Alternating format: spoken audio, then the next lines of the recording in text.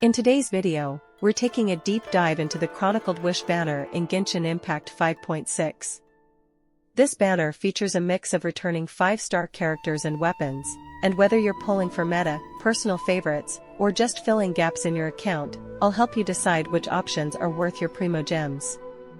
We'll be looking at the value of each character, their current viability, and the strength of the weapon banner as well. Let's get started. Let's begin with Kokomi. She remains one of the best on-field healers in the game with strong hydro application and team-wide healing. She fits into many team comps such as Nilou Bloom, Electro-Charged, Mono Hydro with Furina, and even some Dendro teams. While her role as an enabler and healer remains solid, the value of pulling for Kokomi has dropped slightly over time due to the abundance of powerful healers released in the past year. Characters like Chiori, Baizhu, Shenhe, and even Charlotte can provide healing with additional utility. However, if you're a fan of Kokomi or need a reliable hydro enabler who doubles as a strong on-field presence, she can still be a great pick. Now let's talk about Kazuha. He continues to be one of the most valuable characters in the game thanks to his versatility, elemental damage buffing, grouping, and resistance shred through the viridescent veneer set. He slots into nearly every elemental team that relies on pyro, hydro, cryo, or electro damage, and he brings a ton of quality of life to your account. That said, with the recent release of more niche supports, like Sidewin for Melt, Skirk for Freeze, or Chevreuse for Overload, some players may find more value in picking supports tailored to their specific team archetypes. Still, if you're looking for a flexible, universally strong Anemo support, Kazuha remains top tier and is arguably the best overall unit in this banner. Looking at Ayaka, she's still a solid cryo DPS, particularly in freeze teams. With the release of Skirk, her freeze teams gain a strong new support option. While she's not as dominant in the meta as she once was, she remains highly effective when built correctly and paired with the right supports like Shenhe, Kokomi, or even Chevreuse.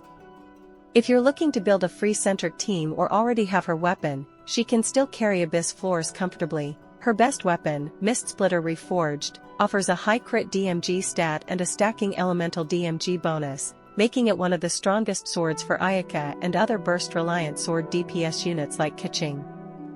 Chiori, on the other hand, is a newer Geo DPS and shines when paired with another Geo character. She's straightforward to play, scales well with defense, and can be a strong pick if you're interested in a geocentric team or already have Goru or Albedo. She's not as universally flexible as Kazuha, but she's fun, visually appealing, and offers a unique playstyle for those interested in geo teams. Ayato remains a strong hydro damage dealer with an emphasis on normal attacks. While he's fallen slightly in popularity due to newer hydro supports like Furina taking the spotlight, he's still a smooth, satisfying DPS with strong synergy in teams like Hyperbloom, Vape, and Mono Hydro. His signature weapon, Harengepiku Futsu, synergizes perfectly with his normal attack-focused kit but also works on other sword users with similar needs. Yuamiya excels in single-target damage through her rapid pyro-infused normal attacks. She's not as versatile in AoE situations, but in Abyss scenarios that favor bossing or minimal enemy count, she shines. She pairs well with supports like Yunjin, Bennett, and even Zhongli for comfort. Her signature bow, Thundering Pulse, greatly boosts her damage but is fairly niche overall, offering less value if you don't plan to use Yuamiya extensively. Yae Miko is an off-field electro DPS with a strong presence in Aggravate and Overload teams. She synergizes well with Dendro units like Nahida and Kale, and pairs nicely with Raiden or Fiskal in electro-focused teams. Her best weapon, Kagura's Verity, enhances her elemental skill damage and offers huge crit DMG, making it a great pick for players committed to building her for high burst and skill uptime. Ito is a top-tier Geo DPS who excels in Mono Geo teams with Goru, Albedo, and even Navia or Chiori now. His defense scaling and burst damage let him demolish mobs and bosses alike. His signature weapon, Redhorn Stone Thresher, is arguably the best claymore in the game for def scaling characters and still provides huge value even on some ATK scaling claymore units when paired with buffs.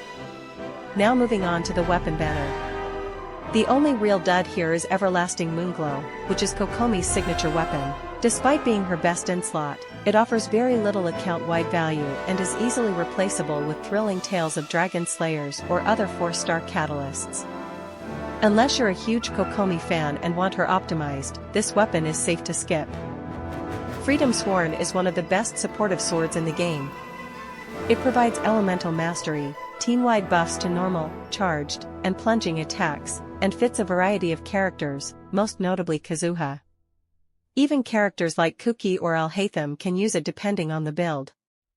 If you're looking for a strong team support weapon, Freedom Sworn is a great choice. Uraka Masujirai and Mist Splitter Reforged are both excellent stat sticks. Uraka Masujirai offers a ton of crit DMG, skill and normal attack damage, and is best on characters like Chiori or Albedo, but is still very usable on others. Mist Splitter Reforged, as mentioned earlier, provides high base attack, crit DMG, and elemental damage bonuses. It's great for Ayaka, Kiching, and other sword carries who can trigger its passive reliably. Harengepaku Futsu, Ayato's signature weapon, provides crit rate, high base attack, and normal attack damage bonus. It's strong not only on Ayato, but also works on normal attack-focused characters like Alhaitham or even Clarenda. Red Hornstone Thresher is another powerful weapon, especially for defense-scaling characters like Ito and Navia. With 88% crit DMG, it's one of the best claymores for stat sticking even on non-defense scalers when paired with an attack buffer like Bennett. If you plan to build Ito or want a high-value crit weapon, this is it. Kagura's Verity is a crit DMG catalyst that shines on Yae Miko, but also works on other skill-focused catalysts like Lisa, Nahida, On-Field, or even Wanderer if you're optimizing rotations. While there are other good 5-star and 4-star catalysts like Widsith, Kagura remains a strong choice for those who want to min-max their Electro or EM-heavy builds. Thundering Pulse, Yuamiya's signature weapon, is a crit DMG bow that boosts normal attack and ATK %. It's very solid for Yuamiya, but not as flexible across the board. Weapons like Aqua Simulacra or Polar Star may offer more utility for general account value, so unless you're a Yuamiya main, consider your other options before pulling. Overall, this Chronicled Wish is actually pretty solid. It's rare to see a weapon banner with so few bad picks. Everlasting Moonglow is really the only major miss here. If you're aiming for a specific sword like Freedom Sworn or Uraka Masujirai and are comfortable with potentially picking up other useful weapons along the way, this banner could be worth considering. As always, though, remember that weapon banners are high risk and not essential to clear content. To sum up, Kazuha is the most universally valuable character here, with strong team synergy and long-term flexibility. Ayaka, Ayato, Kokomi, Miko, Ito, and Yuamiya are all strong in their specific roles and teams, but more situational depending on your account. Chiori is a fun and powerful Geo DPS if you want to build around her. Weapon-wise, there are several great stat sticks, especially if you lack strong 5-star weapons. Just beware of Everlasting Moonglow. Let me know in the comments who you're pulling for or saving for. Thanks for watching, and I'll see you next time.